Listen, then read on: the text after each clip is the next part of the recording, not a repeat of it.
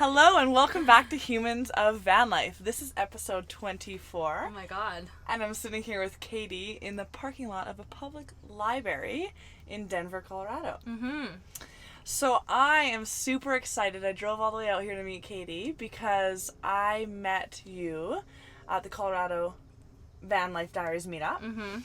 And I felt like this instant, spicy connection with you. That was short because there were so many other people around, and we had only really had a chance to sit down for 10 minutes. Yeah, it was we ran in here, talked really intensely, this close to each other, and then left. Yeah, exactly. So this is important to me that I got to share some time with you. And also, I just feel as if you are such a rad van life girl that I would love to explore more with you. Thank you. So here you are, and here I am. I'm so excited. Yay! Awesome. I've been hearing so many good things, and I just think you guys are doing something that's so cool. There's a bug on my knee there. Thank you. Yeah. So why don't we just start off? Why don't you just tell us about how long you've been living in van for and what you're living in? Yeah. I've been living in my van for over 2 years full time now. I live in a 2016 Sprinter. I bought it in October of 2016, and then I moved into it in June of 2017, and I've been in it ever since. I almost sold it. I started with a partner, broke up, thought about selling it, decided to keep it, decided to just keep going in it. So it's been kind of this weird journey of I've moved in and out of it a few times, not a few, once, but I kind of sometimes can't believe I'm still here, but I wouldn't be doing anything else. I can't really imagine doing anything else. Which is what happens. I thought about stopping. I originally had only planned to do it for a year. I saved up a certain amount of money, quit my job, sold my car, and I was like, oh yeah, I'm just going to travel and explore. It was nothing about van life or community. I didn't know any of that. And then after a year, I was like, oh, can I swear on here? Yeah, absolutely. I was like, well, what the fuck else am I going to be doing? I couldn't even imagine, wearing a suit, man. I hadn't worn a bra in a year. I wasn't ready to do any of that again. So I was like, I'm just going to keep doing what I'm doing and, continue on my own. So where are you from? I'm from Beaverton, Oregon. It's a suburb outside of Portland. Okay. Yeah. And you just wanted to explore the U.S. originally? Yeah, I got, super into the outdoors as I kind of, I don't know, when I was a teenager, I, was not even a real version of myself. I don't know if I think a lot of people feel that way, but I don't feel like I really knew what I was doing or who I was or what I even really liked until I was in my, early, mid-20s.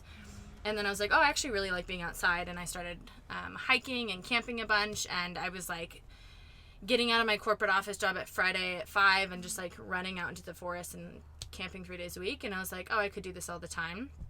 I wanted to start exploring more, national parks and state parks, and so that was the goal, was, see as much of the nature and parks as I could for a year, and I didn't work either, so I was, hiking 5 or 6 days a week, out in nature, no cell phone service. It was, pretty magical for a whole year of just, connection to the world and the earth, and that's why I started. So cool. So what was your corporate job? So I went to school for social work. I got I know, it's so random.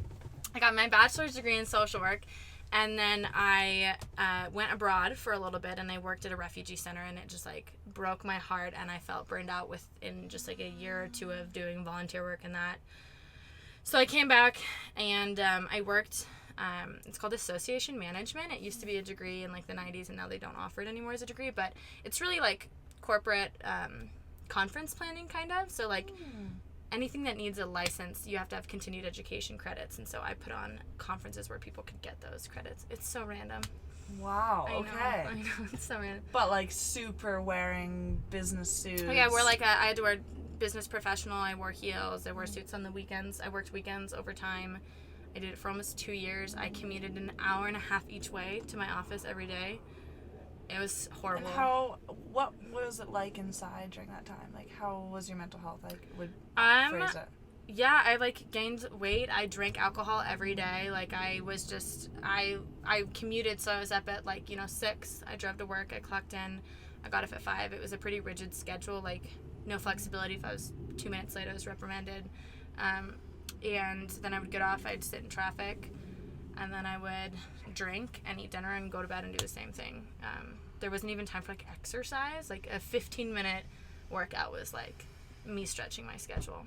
Wow. Yeah. And then you're trying to still connect with, like, friends, family, like, build relationships, take your vitamins. Like, I just, you know. And how long did you do that for? 2 years. Whoa. I know. Okay. I know. Oh. I know. It was really intense. I mean, at the time, I think, like, I graduated college, and that's really all that you're taught. So I was just like, this is what I'm going to do. I'm going to get married. I'm going to buy a house. I'm going to have children. And I just, you're not told that anything else is different. And especially, like, growing up, that's all that I was ever taught and told in family, friends, school. And I just didn't even realize that there was, like, another option, which I think is, like, a semi-common theme between people that I meet on the road is, like, I think we all feel like we're not meant to be doing something mainstream, kind of, but we don't really know how to get elsewhere, you know? I totally agree. Yeah. That comes up a lot. Yeah. And, like, this innate desire to do something different or, like, to go, you know, be out of your comfort zone, all that. Yeah. Wow. This is so cool. See, I knew this. I knew you were so badass. Okay, so you got into this van life, and when did you start, like, seeing this as, like, a feasible option for you to travel and stuff? Like, was it through Instagram, or why did you go for, like, a Sprinter and do that whole thing? It's so interesting. So, it wasn't my idea. I'll be really honest with that. I have no problem in hiding that. Like, I didn't even know that this was a thing. I was on the third date with my boyfriend at the time, and he was like, I want to do this at some point. And I was like, you're wacko, but, like, let me at least pay off a certain chunk of money. So I set a goal for student debt payoff. Yeah. And I was like, in a year when I pay this off, we'll have a conversation about it. So, dude, on your third date, you guys had talked about... It was pretty hot and heavy. Like, you know, it happens. Wow. I think I thought I was going to marry him, and it just... Yeah, it was, like, pretty intense, pretty fast. So I was just like, yeah, this makes sense. So, like, we'll talk about it in a year. And then... it was his idea. He was like, he knew about more of what I did than I did. Like, he knew about different vehicles, builds, you know, the Instagram, the whole concept, whereas, like, I had never heard of any of that. So when we were picking out vehicles, like, I didn't even know what vehicles were options. He was just like, this is what I think that we should do. This is reliable. I did a little bit of research, but, yeah, I was just kind of like a second, like, a passenger seat driver, kind of, in that sense of, like, I wish my story was like, I was so independent of a woman, and I went and I bought a van, and I did this thing on my own, but, like, I was super influenced by him, and he made those choices, and after a year, you know, he didn't like it, and I loved it, and I was like, I don't really know, like, what else am I going to do with my time? Wow. You know, I'm not going to live in a place with 4 walls, like, that just seems ridiculous.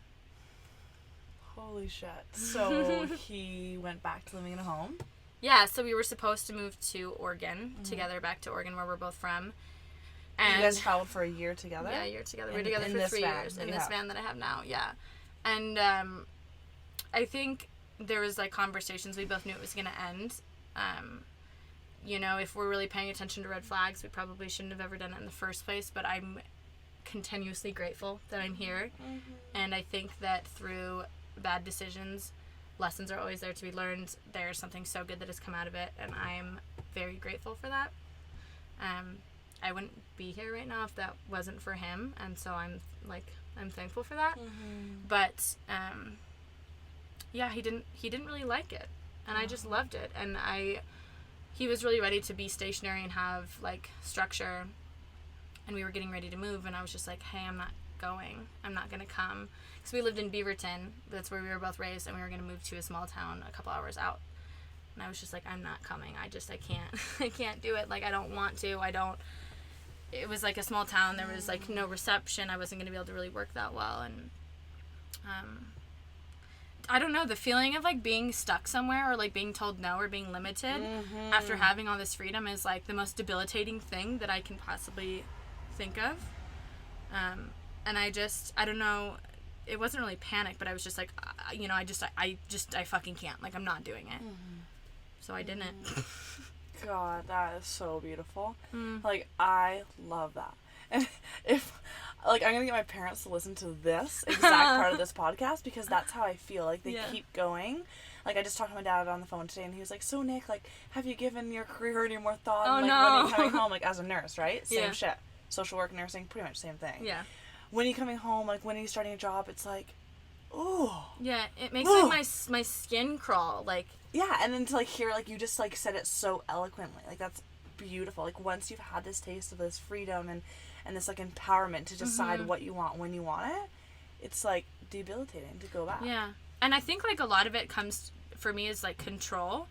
I'm like super anxious. I'm like borderline. Wait, like, is your birthday in August, right? No, it's in May. Oh, no. Okay, never mind. Okay, but I'm super anxious. I'm like very obsessive, like a little bit compulsive, and I've struggled with control. And for me, this was like, it satisfied like all my weird quirks, because I was like, I have so much control over my time in my life. Like, I have taken like absolute control over every little decision, and the thought of losing that just made me feel so out of control. Like, I couldn't imagine giving someone else my time or my decisions. And I like, people always ask like, how did you get here? And I'm like, it kind of wasn't this like big aha moment. I was just like, it just kind of made sense. I was like, well, what else am I going to be doing? Like, this makes so much sense. I love what I'm doing. Why would I stop? I'm just going to do what I need to do to be able to continue. And that's just like, it was just kind of like, it just happened, and people were like, okay, yeah. Wow. Cool. Okay, so tell me a bit more about like how you've been able to be sustainable on the road. Like, how did you manifest, or how did you create all these possibilities to work from the road? Yeah, so right now I'm currently working over full time. That's not always the case. I usually hover between like 25, 30 hours. I saved up for a year on the road, like I said, and then we left in June, and in December I was like, I have less than $100 in my bank account. I was like, I can't pay my bills next month. Like, I truly don't know what I'm going to do. Yeah. So we were home for Christmas break, and I sat at a computer for like 2 weeks straight. I applied to 47 jobs online. I used like Upwork, Hubstaff, and Indeed. They're all like online remote, not even remote, they're just online job platforms, and I just searched remote or virtual assistant, and I just like applied. And I mean, I got extremely lucky because the Instagram world of van life is like a thing, right? Yeah. And people love van builds, and it really allows room for growth within social media. And so I got extremely lucky. Like, I didn't even have an account or anything that like blew up, but like people were interested in what was going on. And so I was really able to utilize that, and I got hired as a social media manager for a small business, and I worked 7 hours a week for a couple months. And then, so did you apply for that, or did they find you? No, I applied for it through these like Indeed, etc. Yeah, I was just like looking and googling like virtual assistant, like virtual work, like googling like ways to earn remote income. I've been in an office environment for like 10 years, so I was like, I can do like email, MailChimp, I can schedule Outlook calendars of people. Like, I basically was like, what is something that people have to do to run a business but that they don't want to do themselves? Nice. And that's like an annoying task that they see as a daily thing they don't want to do. I'll do that for dirt cheap. I don't care. Just like give me any money. Gas money. Like, I just don't care. Yeah. And then I found a job, an opening for an editor-in-chief for Govan, which is the company I'm still with now. I've been their editor-in-chief since about March, I think, of 2018. And this is Govan.com? Govan.com, yeah. So I'm still with them. And I just applied, like, over Instagram. They put out an application process, and I went to, I think it was on Indeed as well.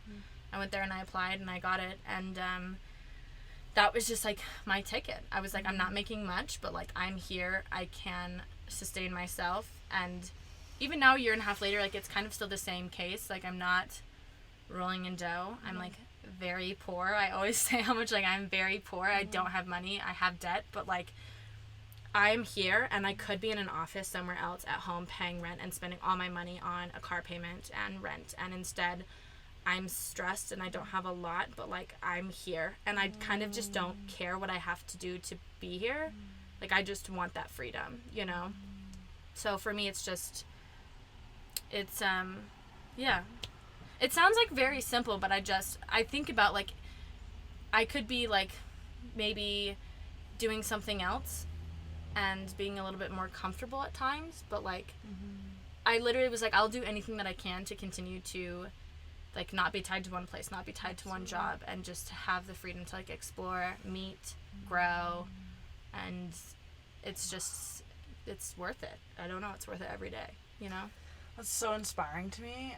Two things. First of all, it does sound simple, and the But truth it's not. Well, the truth is it kind of is. Well, yeah. Because what you're doing is you're simply checking in with yourself, noticing where you feel good, where you don't, and following your heart. The priorities, yeah. And that's fucking simple. And, like, if only we could all be a bit more simple. Like, we complicate everything, and we think it's got to be this grandiose, crazy experience. It is simple.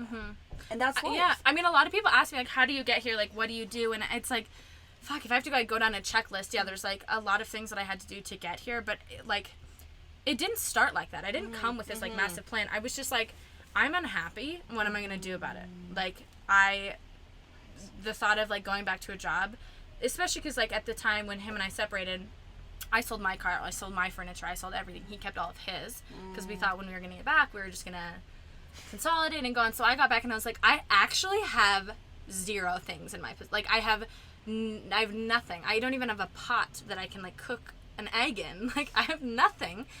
And so I was just like, what am I going to do about it?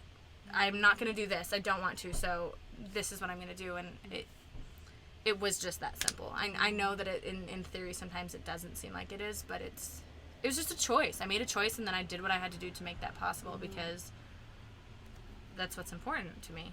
Which is what I see in you. Like, you are the definition of a go-getter, and it's super inspiring.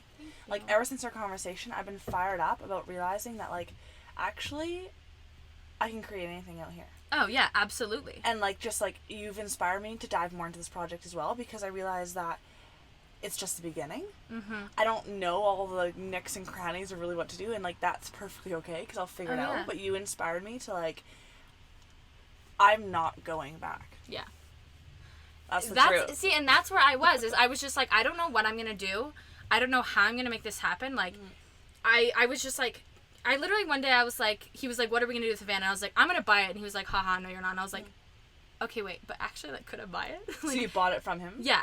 And I was just like, I just decided, and I was like, I don't know how I'm gonna make this happen. Yeah. It sounds insane, but like, I'm just gonna do it and just try. And if it sucks, or I hate it, or I'm broke, I'll do something else. I'll figure it out. I'll sell a car.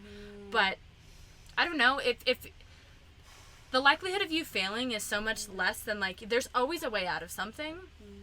If this, you know, if everything that you do for this doesn't work, whatever, you got to do this amazing experience. But, like, the odds of something clicking, somebody picking up on something, you finding this platform or this way to continue to fuel what you're doing and fund it, like, that is so worth it. And that likelihood is, I think, like, substantially greater than people think.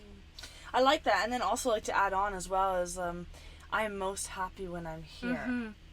I'm most happy people when can I'm here. see that. Like, it's contagious. So, like, if you do the things that you like, I think in general, success in whatever way that you define that it's more in your favor, because you can tell when people are like unhappy. Authenticity is such a real thing, and, like, true colors always show. And if you are passionate about what you're doing, the likelihood of your success rate, I truly believe, is higher. Beautiful. Yeah, we've been talking a lot about that. It's like going full circle. Yeah. And then I also have this whole crazy vibe that, anyway, I mean, I could potentially die tomorrow. Yeah. I really could. Like, nothing is certain. Matter of fact, everything is uncertain. Driving a vehicle on a highway, you never know. So, where am I most happy right now? And that's what it's about to me. That is what it's about to me. And so just, like, following that and, like, listening to you as well is so inspiring. Yeah, I think it's like such an important concept of, like, I don't think enough people have that mindset. And it's like, your life is your own. And something that I think I've realized, my biggest, like, aha thing with living in a vehicle and just traveling is, like, I think people just think that it's part of life to be unhappy in certain aspects. They're like, well, I have to, like, work this job to have this money to buy this house, and it's just part of it, and it's in this age range that I'm supposed to be doing this thing that I have to, you know, have this portion of my life that I hate. Like, you know, I have to go to work, and people are just like, well, it's part of life. You gotta suck it up and go, you know, get money so you can do the things. And it's like, actually, no. You really don't have to do anything that you don't like. And yeah, sure, people need money, people need food, people need fuel, but, like, there are so many ways to do that allow for happiness. And when I realized that I don't have to have any portion of unhappiness, that's not, like, part of the life plan, that's, like, a required piece of this recipe, like, how much more of a positive experience am I going to have on earth, you know? Dude, I feel so, like, again, this is why I'm out here doing this, and I cannot stress this enough. I've never agreed more with one person in my life. Mm-hmm. Like, that is exactly how I feel. Mm-hmm. And I've been told for so long that you just gotta suck it up. Like, you just gotta do this for a bit. And it's part of life. Like, yeah. Bull fucking shit it is. And, like, I'm sick and tired of people telling me that. I'm sick and tired of people telling other people that. Mm-hmm. And, like, if you just, like, take a moment. Like, I often, like, when I was back living in Victoria in a city, I would, like, one of, like, the things I would do, this probably sounds very bizarre, but at least once a week, I would hop on a city bus and just cruise. Didn't know where it was going. Yeah. Just hop on and ride it back. And what I would do in the meantime is see who would come forward to me, who I would chat with. The overall consensus was most people are unhappy with what they're doing. Yeah. And they're doing it because they think they ought to and or they have no other opportunity. So one thing I do want to say is we are very privileged, specifically you and I as white females. I want to bring some dialogue to that. Like, the fact that we are out here doing this, we're very privileged. Not everybody will have this opportunity at all. Absolutely. So that's really important to me that we talk about, but also, like, enough of being told what you can and cannot do.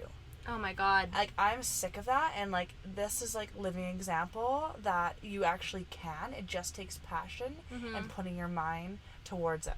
But you know what's so unfortunate is I think about how much opportunity I have received, right? And, like, I think about the doors that have been opened up for me, and I'm so, so lucky and so grateful for that. And even through that channel, I was told, this is one way that you have to do this. I wasn't really told about alternative options, and I can only think sometimes, how many people in the world are not being told about you do not have to do this one avenue. And I just feel like that breaks my heart. Like, that makes me feel like that's why I talk about things, and I talk about what I'm doing, and I write about it, is because I just didn't even know that this was an option. And then I did this, and I was like, oh, there's, like, hundreds, thousands of people doing this. Like, how many more people would be happy and more content in life if they were having the opportunity to even just know that this existed? Like, for some people, it's just the idea of, like, oh, I do have another option a choice I could make. Totally. And so I'm just, like, a bit curious. I want to ask you about this. So you traveled for a year with a partner. Then you were solo for a year and a half. Yeah, about. What was that like for you as a woman? Like, especially with the grieving process of splitting up with a partner. Like, funny story, I don't know if many people know this, but I actually bought this van because I had recently broken up with my partner, and I was so fucking devastated, man. I was like, I need a project. Yeah, you're like, I gotta do something. I need to dedicate myself to, like, and careful what you wish for, because fuck was this a project. Oh my God, I know. Really careful what you wish for, but I put, like, I was so hurting and so heavy, and I needed something to, like, instead of, like, being so immersed in the academic world, to, like, pull me out and, like, to use my hands physically and all this. Sure enough, I spent a year in this thing. But, like, what was your year and a half of being solo and, like, that grieving process for you? Would you be willing to share that a bit with me? Yeah. I think I struggle to talk about this sometimes because I want to be so authentic with myself and with people, but I also try so hard to respect boundaries for others. So I'm still learning how to discuss this. I'm happy to continue exploring it and trying, but I think that like for a lot of people, heartbreak comes when you're taken off beat or somebody. I left him, and that was a very interesting thing because at the end of the day, I was more upset than he was. And that's a really weird, complex emotion. And I think that other people don't have as much grace for that because they're like, well, you made this decision, you should be so happy. And I mean, it was really hard. And at the same time, like, we had a private loan through a family member's. We had been home for a week and a half, so we had a storage unit of shared items. Like I said, I sold everything, so we're trying to split up. We owned a van together, so you're trying to split up financials, items, and, like, my life is so driven by my head, not frequently by my heart. And I had such a hard time with separating that in this time because we really put in our best foot to be friends, and we were for about 6 months, which honestly helped the split process so much. Yeah. I was able to call him on the phone and say, like, hey, I'm really having trouble with this. What do you think? Or, like, we were friends. Like, we would get a beer, and I'm so grateful for that phase of that breakup because it was so strictly platonic, but it felt like, in a way, support. Like, hey, we both see how much this fucking blows, but it's the thing that needs to be happening. And to go through also a breakup with the internet and a community where people know I didn't come in here alone and then I brought a partner. Like, people knew us together. Oh, okay. Everyone that I met on the road, even the people that I'm friends with now, the first people I met in van life, it was always Katie and Evan. We were such a unit. Doing it together. Yeah. And people are curious, and it's like, I run a blog. I didn't know how to talk about that. People are nosy. People are rude. And it was just like, we waited for months to tell our families. We didn't tell. I told maybe a few friends. So, anyways, this is a long ramble of just like, it was so messy. And then I moved out of the van because I was going to sell it.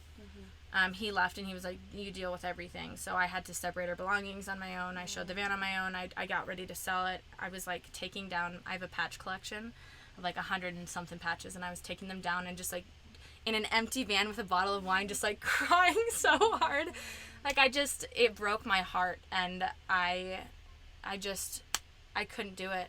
So there was a weird phase of sadness there, and then exhilaration as I got to move back in, and I was like, I felt so empowered, and I felt just great and strong. But the thing with it is that when you're dealing with a breakup, you're dealing with lifestyle changes, I was living out of a backpack on friends' couches and my parents and just moving around. That then by the time I got in the van, I was so excited, and then I just drove to the coast. I was like, I just need to be by water and heal. And then it was the first time I had stopped in like 6 months, and I just like died inside. Like, I don't really have words for what that was like, and I just healed, man. I just went out I went to Big Sur, and I just stared at the ocean for days with no service, and I just cried and cried and cried a lot, and I just grieved, and I wrote, and I didn't talk to anyone. I didn't do anything. I didn't see anyone. And it was such a personal thing, but I just cannot think of a better way to process something deep, you know? And I was able to say, I feel like being in a forest today, and I could drive, and I could just sit in the ground and just be like, I'm here. Like, fully you. Yeah, this sucks. Like, and I hurt so bad, I can't even explain how that felt. Like, I went through a full-blown mental breakdown again. I used to be on mental health medication. I stopped for a while. I got back on it. Like, I went into a walk-in clinic, and I had to really fully pick myself back up again and be like, you thought you had your life planned out, and it didn't happen. So you wiped your slate completely clean. And now what are you going to do? Who are you going to be? How are you going to figure this out? And when you're in a van with someone, I mean, I'm sure that couples, especially people that have been together and then separated, you're so intertwined. You don't even know who's who. You don't even know what idea is what. I mean, the only time we were apart is when we shit. Like, quite literally, you know? And so we left, and I was just like, I don't even know what I like. Like, I don't know anything about myself. I don't know who I am. I don't even know what kind of humor I like. That was just something we always did together, and I had to relearn myself, you know? And it's crazy that was just in the fall, and it's now been, 8 months maybe? I don't know, but I'm so different. And I just took the time to, like, die inside and just, like, put to peace with, like, what happened and who I was before, and be like, now what are you going to do, Katie? Like, this is your life, and this is your ability to grow and to change and to be the person that people always thought was weird or unique or whatever, and that you shoved down. So this is now your time to do that. And I just, I think the thing that I love about this community is that we're so unapologetically us, or even if we're not, we're trying to be, and we're putting efforts in being that. Like, even if you're uncomfortable or you're at your first gathering and you don't really know how to talk to somebody, it's like, I think every time we walk away from things with growth and with reflection, and I feel like that is what going through that process alone, especially as a woman, there's so much doubt of not only other people being like, you can't do this, but me being like, am I outdoorsy enough? Can I chop my own wood? Can I start my own fire? Like, can I, if I am driving down a dirt road, can I make the right call without a second opinion of if I should keep going or not?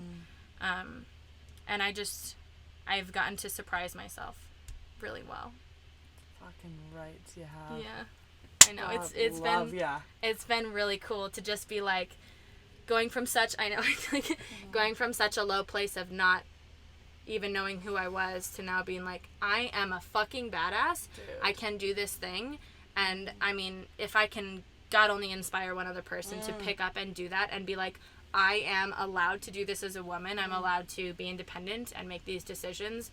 Like, people even still, I'll be driving down the street in my car. It's huge, right? It's a huge Sprinter. And somebody the other day was like, you're too cute to be driving that car. And I rolled down my window and I was like, that's super offensive. Like, don't say that to people. Like, that's so limiting on what I feel like I should be allowed to do. And like, I love my fat car. It's huge. And I feel empowered when I drive it. And I don't know. There's something to be said about that. Oh, that's huge. And like, let me guess, probably because you're blonde. It made I'm a blonde difference. girl. Yeah. Like, it's like, totally. Whatever. Yeah.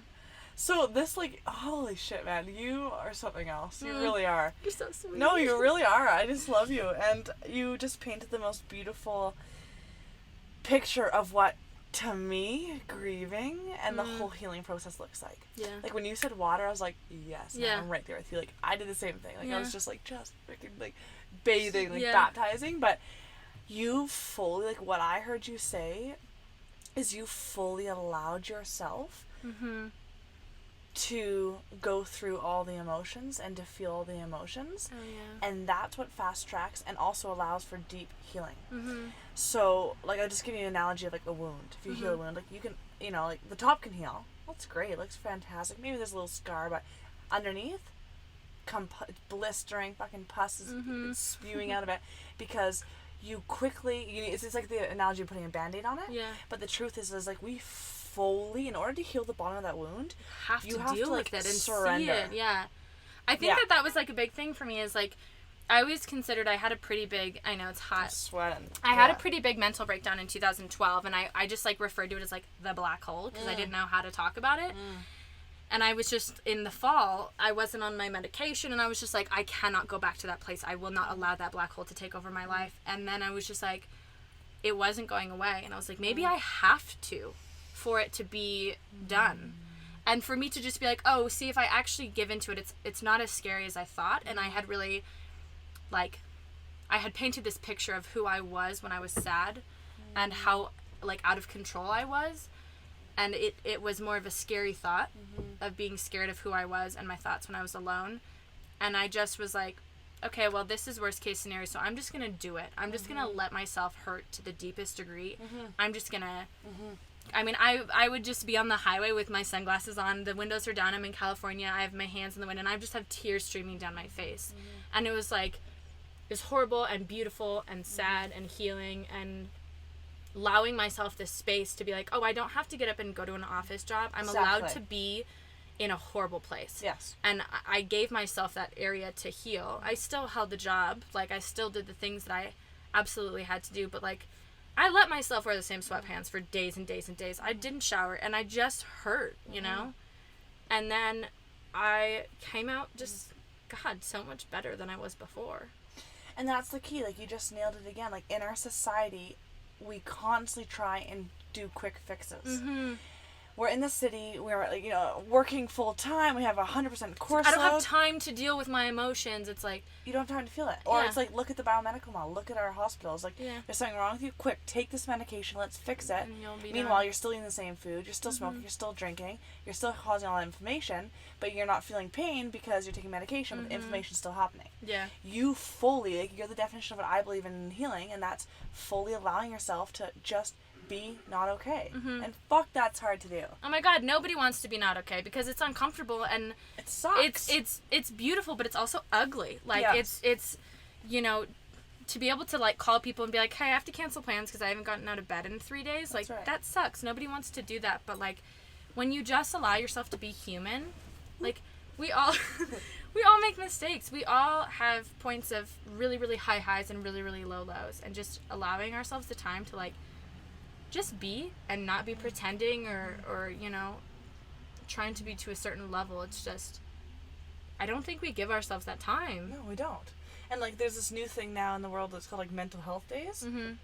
I inquired a bit more every about day is that. my mental health day. Well, thank you. I inquired into that. I was like, okay, so what's the deal here? 1 or 2 days? Yeah. What? Yeah. What do you 1 or 2 days, Yeah. man? Like, and that's, like, the way our society works, right? Mm-hmm. Like, if you are feeling down, well, pick yourself up and get your ass over here, because pull there's yourself work up that by the needs to be done. bootstraps. Yeah, I mean, so many people, it's like mental health days are limited, vacation days are limited, and I'm like, every day for me is a vacation, a mental health day. But I'm still doing the things I'm passionate about. I'm still holding a job. I'm still pursuing relationships. I'm taking care of myself. But you're allowing space for the other things to be focused on and to be, a priority in your life. Well, that's the definition of van life. Yes, when you're not stuck doing something so structurally, it's like, I don't know, you're allowed to have days where, like, I have days where I'm like, I feel so motivated and on top of the world, and I'll work 14 hours straight, and I'll just, like, power through to-do lists. I feel so great. And then there are other days where I'm like, oh, like, my brain is literally dead today. Like, I have no capacity to give anybody else, so I'm going to do that. I'm just going to do nothing, or at least the bare minimum. Yeah, totally. That's so cool. Oh, so I also, when you and I connected at the Colorado gathering, Mm-hmm. I felt, and correct me if I'm wrong, but I felt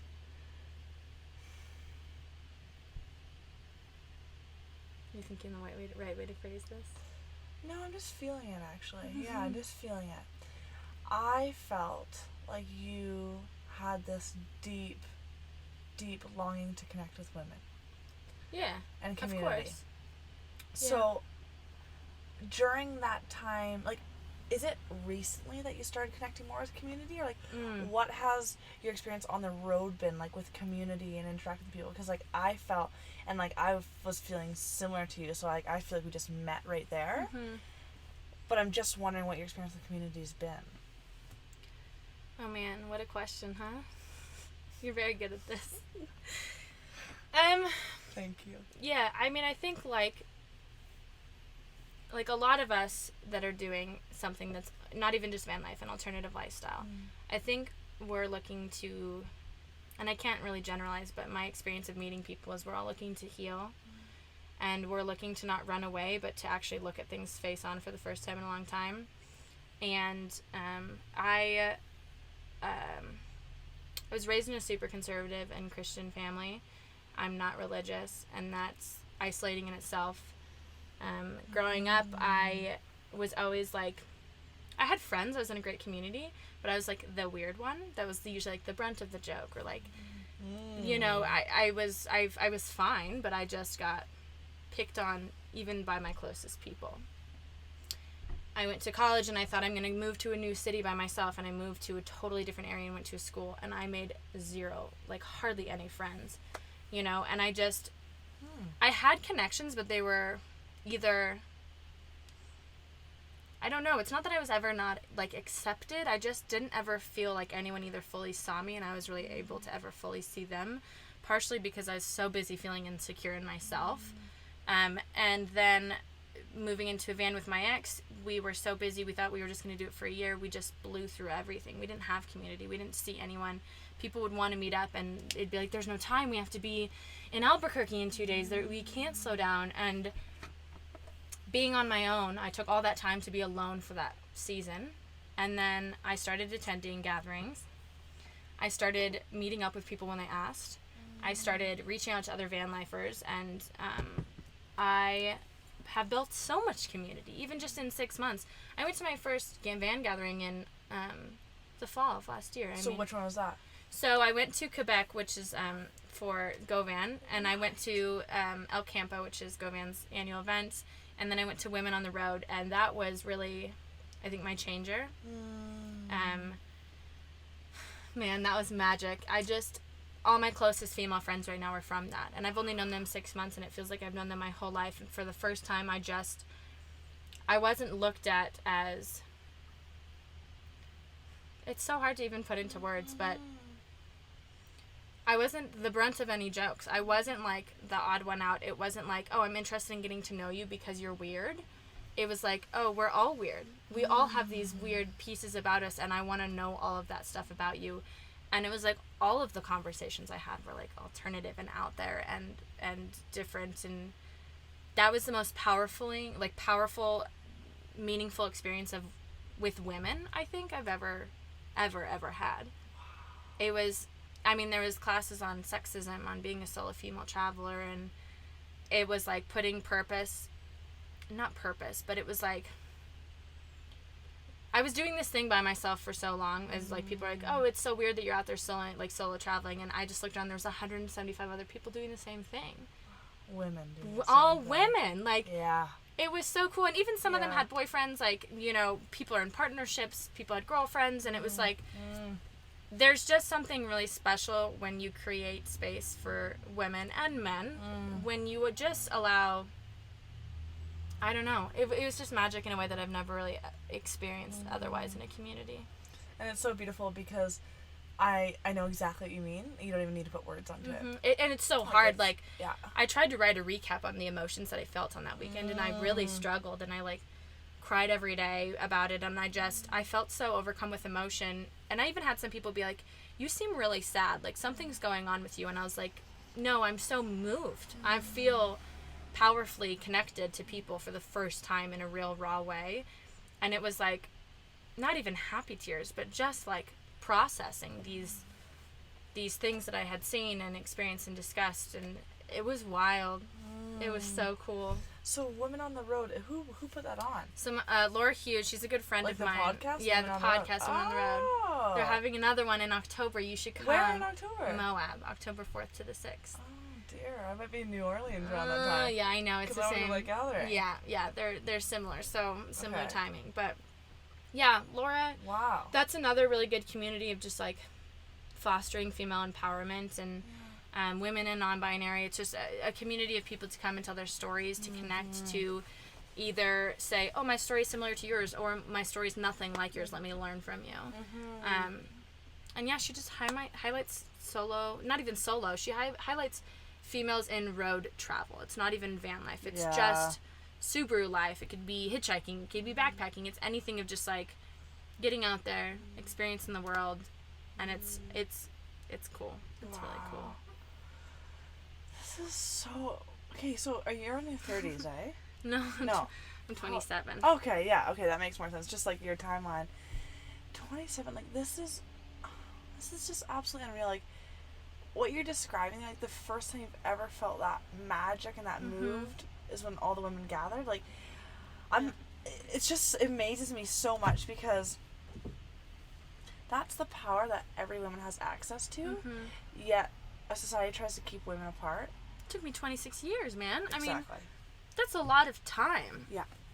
That's a lot of people, and you know, it's not that like relationships didn't hold value prior, but I just think that when you're, like, one of the best things I can describe it as is, like, I had a friend, I was talking to her, and she was just like, hey, how is your heart? And I was like, oh, okay, like, I was like, oh, this thing, we're gonna talk about this, like, not how are you, or what is your day like, or what's going on with you in, like, a general sense, but just, like, where are you like, emotionally, is there anything that you're processing or healing from or working through? And I just, like, for me, that encapsulates what it's like to meet people that are doing alternative lifestyles. Is like, we're here to connect. I think we all really want to be loved, and we want to be felt, and we want to be understood. And because of that, we're willing to break down barriers faster. We're willing to be more vulnerable with other people. And that, you know, a common theme that you hear is that allows other people to have the freedom to also do the same thing back with you.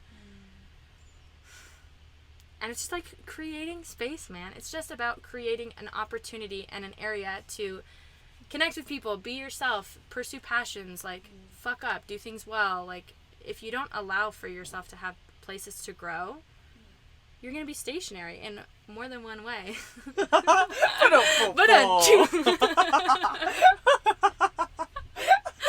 I didn't even think about that. That just came out naturally. That's so amazing.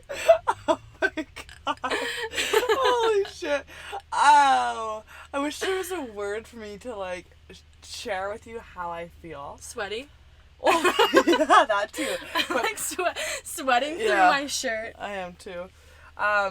I can't agree more. Yeah. And I just, it makes me feel so warm inside to hear you say all these things.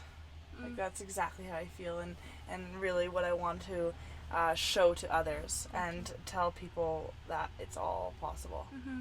Again, like going full circle to our conversation, I guess before we started this podcast, is it's all possible. Mm-hmm. Whatever you want to create. And the power that I've witnessed when women get together is absolutely out of this world. Mind-blowing, huh? And we're meant to do that. Women are meant to gather, and they're meant to come together, and especially Mm-hmm. when we've all been primed to be on different journeys, Mm-hmm. then coming together Mm-hmm. is outrageous, because somehow or another we've all been on a journey. Mm-hmm.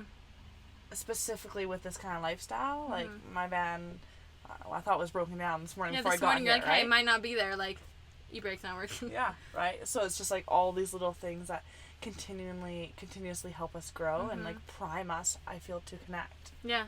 I mean, and you think about it, like so many years ago, we were in small villages where like we raised children together. Like we did community together. We made meals together. We hunted. We gathered together. Like we're not meant to be doing this by ourselves. And like solo journeys are amazing and wonderful. And phase is very important. But like community is like what we are physically meant to be doing, to connect with other individuals and to be here and share stories and pass things on. And if you're not doing that, life, and I don't even really like to use the word lonely, because I think that there's something to be said about sitting in loneliness, but I think that it has to be paired with people.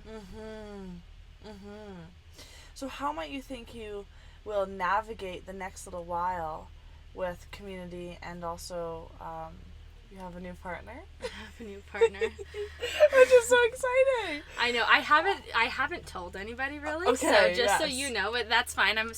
Maybe this will be my debut of talking about it for the first time. Okay, beautiful. Well, let's run with that. I have a new partner. He's amazing and wonderful and warm and kind and thoughtful and connective. Like, Which, can I just say one thing before we get in here? Like, this is like a perfect example of, like, dude, this is just so beautiful. Like, your heart's obviously, you've allowed yourself to fully, or not, I don't know if I believe in fully healing, but you've allowed yourself the time and space to heal, and look what comes out of it. I know. Like, to the fact that you're ready again, or you're open again, like, it's still tender and all and it that. hasn't even been, I mean, it's been over a year, but it's like, in the span of healing, that's not long, but when you allow yourself that room, like, Exactly. I went, like I said, and I got to a place where I was like, I treated time with myself like I would time with a friend. So I was like, learning to be like, oh, I actually like my sense of humor. I'm pretty fun. Like, I'm gonna sing and I'm gonna dance and I'm gonna pursue a relationship with myself the way that I would with any other individual in the world. Why would I give myself less intention or purpose or energy than somebody else? Like, relationship with self is like the most important thing. And I got to a point where I was like, oh fuck, I'm kind of cool. Like, I enjoy my time. I enjoy my personality, and I'm fun and adventurous, and it's so cheesy, but there's no other way to say it, is like when you are able to build a relationship with yourself and really be proud of who you are. Like, I didn't even used to care if I liked myself. I just cared if other people liked me. And then when I started to be like, oh, actually my opinion is really the thing that matters the most about my own body and my own personality, I created this time and this space and this relationship with myself that then allowed me to connect with other people in a way that I think wasn't really possible. I was always so interested in like them and being a partner and being giving and being like, I don't know, like a half of something. And I'm like, you are not my other half. I am my own whole and you are your own whole, and we're going to come together to make something amazingly beautiful. And that's really different than anything else. So that's how you're entering this relationship now. Yes. It's been by surprise, but very intentional in a lot of ways. Of like a lot of communication, obviously. I think that like when you're in the beginning of a relationship, it's so easy to get wrapped up in that, and being really intentional with communication and constantly just checking in and making sure that, like, especially with two alternative lifestyles, he also lives in a van, so it's like you're just bringing in two very uniquely individualized people, and you're gonna try to come together. And in van life or road travel, it's like summer camp. You spend 24 hours a day with someone, morning until night. You're not we always joke about, if we were dating in real life, it'd be 2 or 3 months, we'd be on maybe our 8th date, but instead we're together 24/7 of every single day. Like, the first time we met, we spent the day together, and it's been now almost 3 months, and we've spent like maybe 5 apart. Like, that's just how it happens, because we're just so available with time and space, and yeah, it's so cool. He's so cool. Good point. Oh, yay! And wait, where did you meet him again? I met him on the internet. Okay. Yeah, so we met on the internet and like on like Tinder or something? No, or? on Instagram, but not through like the van community, which is so weird because we both live in vans. Yeah, on like personal platforms of our own things, and the Discover page, you never know who you might meet. Hey. Yeah, we met and we just kind of started chatting, and I was like, oh, this kid lives in a van, and you know, I don't know, but on the internet, especially in the van community, I just feel like I talk with a lot of people. Yeah. You know, you communicate, you ask questions, you learn from each other, you ask about hiking places and camping spots, and we just started chatting, and we talked, you know, fairly regularly until May when we met in person. And then, yeah, we thought about meeting up, and it just, like, wasn't the right time, wasn't the right place. And then we met, and I was just, like, you know, we were driving. Him and his friend came, and we met outside of Zion, and the next morning we were going to Walmart to get groceries, and he was driving in front of my car. And I can't really explain the feeling of just, like, I just looked at the rear of his van, of his Econoline, and I was like, oh, yeah, this is just someone I'm going to spend now all the time with. Like, I just was like, okay, it wasn't this, like, crazy moment of, like, excitement or anything. I was just, like, it eased so naturally in, and I was just like, this is this, and this will be now life together. Wow. Yeah. That's powerful. It's been so special. I know. It's just yeah. Yeah. So then going forward, you do have this desire for community. Yes. We've established so that. what does that look like? Yeah. How are you going to navigate that? Well, and can we spend more time together? It's a real question. Yes, absolutely. Yeah, I think right now I'm working on balancing out my work life, which is going to then allow for more space for community. Thankfully, I work in the community, so that really helps. But I plan to continue to pursue gatherings, to pursue people, to pursue caravans, group campsites.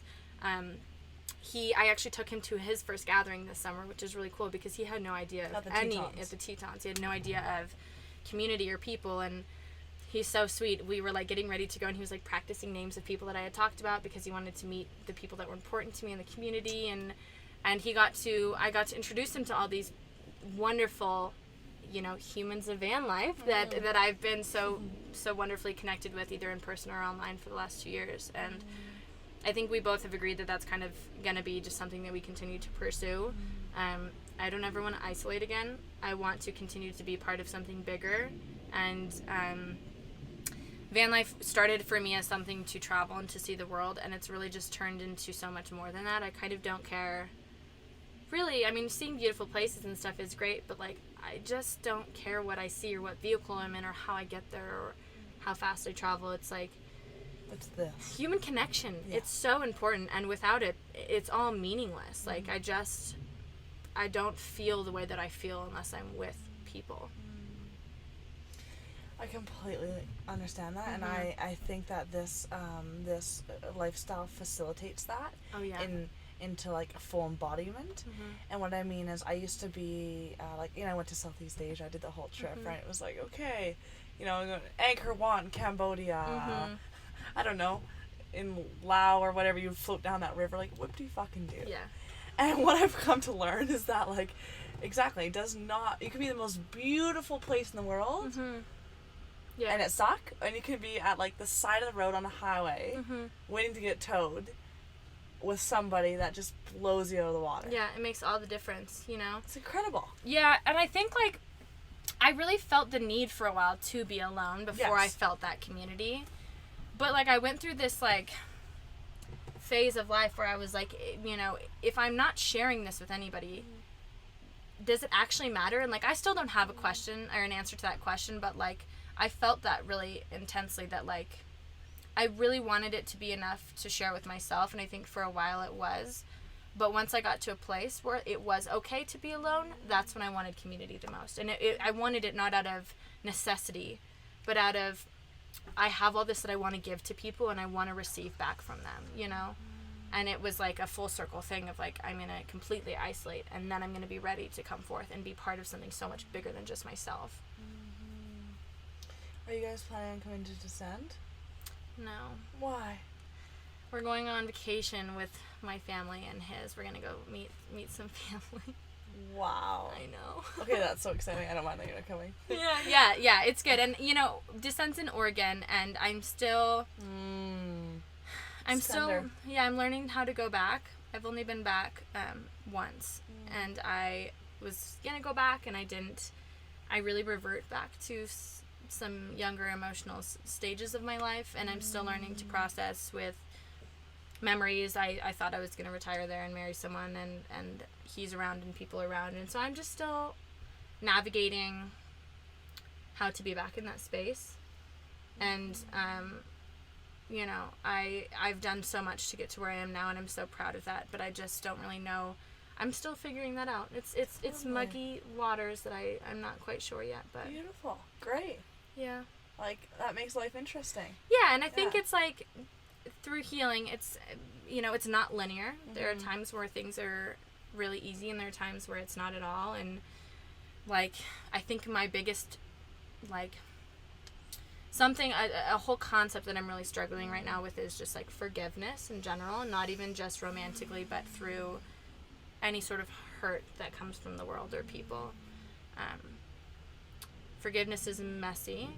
Forgiveness when people aren't sorry is messier. And so I just, once again, I can't think of a better way to be working through that than being outside with fresh air constantly and being able to say, I really feel the need to go by water today. I'm going to do that. So maybe next year I'll be at Descent. Beautiful. Yeah. Well, I am so grateful for you and how raw and vulnerable you've been with me. No, truly, this has like really been sacred and special to me. I have a question. Beautiful. What is it? Is anyone going to do this with you so you can share your story? Of course you tune into that. Yeah, you're amazing. Yeah, actually, my best friend Paige in Calgary, cool. When I was there, she doesn't live in a van. Actually, her and her partner they were so inspired by this. Cool. That her partner, Matt, and then they bought a van, and they're coming to Descent on Van for the first time. Like, they bought a fucking Westphalia, dude, and they're coming, and they're like so excited to immerse with this community. And oh, that's so great. Anywho, she reversed the roles. Like, we did like reverse the tables, and it was so different and uncomfortable because I'm like so happy here, but then to switch is very different. I have a feeling it's going to be coming up again because so much has shifted even in that 1 month. Cool. So maybe next time we cross paths, I would let you. If you would allow me to do that, that'd be so fun. I would love to dive deeper in, and I think that because you're allowing other people this avenue to do this, it's so important for you to also share your own story. People are gonna want to know you, and I think that you have so much to say. And in my small snippets of time with you, it's been, like you said, powerful, and there are things to be learned from each other. And I would love to learn more about you. Thank you.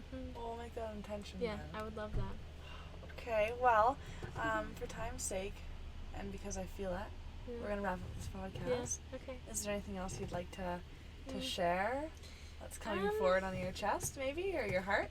How's your heart? How's your heart?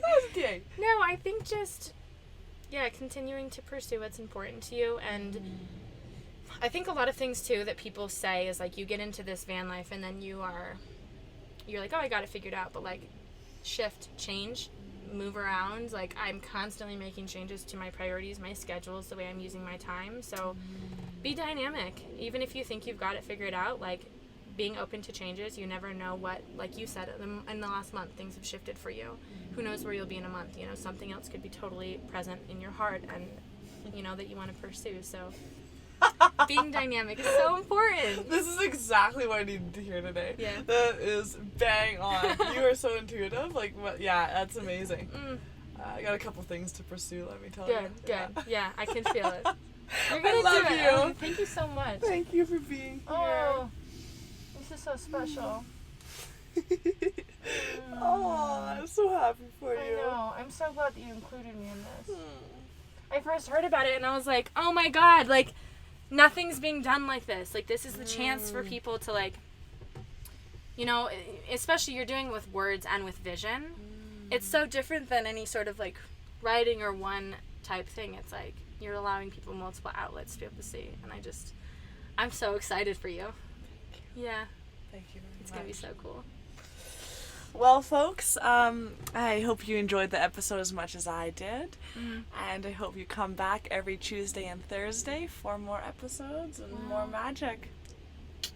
Thanks, guys.